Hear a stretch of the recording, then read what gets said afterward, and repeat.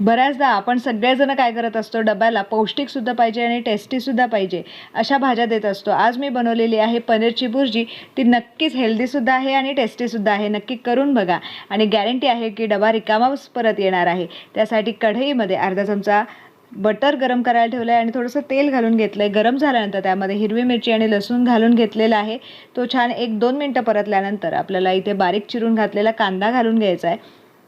तोही छानपैकी आपल्याला मऊ शिजवायचा आहे. शिजवताना चिमूटभर मीठ घाला आणि झाकण घालून 2 ते 3 मिनटं ठेवायचं आहे. परत एकदा छानपैकी मिक्स करून घ्यायचं आहे. अगदी सोपी आणि साधी रेसिपी आहे, पण मुलांना तसेच तुम्ही ऑफिसला जर जात असाल तर हा डबा नक्कीच घेऊन जा. ही भाजी सगळ्यांना फार आवडते.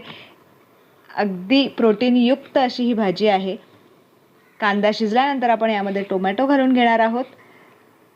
टोमॅटोही आपल्याला छान मऊ शिजवायचा आहे. 3 ते 4 मिनटं झाकण घालून ठेवूयात आणि झाकण घालून तो टोमॅटो मऊ शिजल्यानंतर त्यामध्ये लाल तिखट घालून घ्यायचं आहे. लाल तिखटानंतर इथे मी किचन किंग मसाला घालून घेते आहे. थोडंसं चवीनुसार मीठ घालून घेते आहे.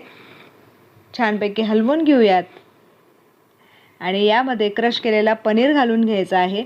हे सगळे मसाले जळू नयेत म्हणून आपण थोडंसं पाणी घालून घेणार आहोत.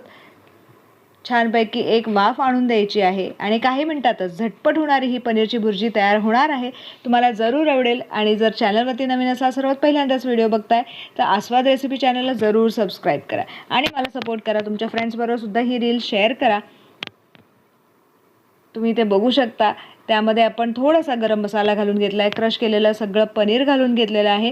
हे पनीर जे आहे ते मी घरच्या घरी बनवलेलं आहे. तुम्ही बाहेरूनही आणून ते किसून यामध्ये घालू शकता आणि अगदी घाईच्या वेळेत जर करायचं असेल तर क्रश केलेलं पनीरसुद्धा यामध्ये घातलं तरीही काही हरकत नाही आहे. चपातीबरोबर अतिशय मस्त अशी अप्रतिम चवीची ही पनीर भुर्जी लागते.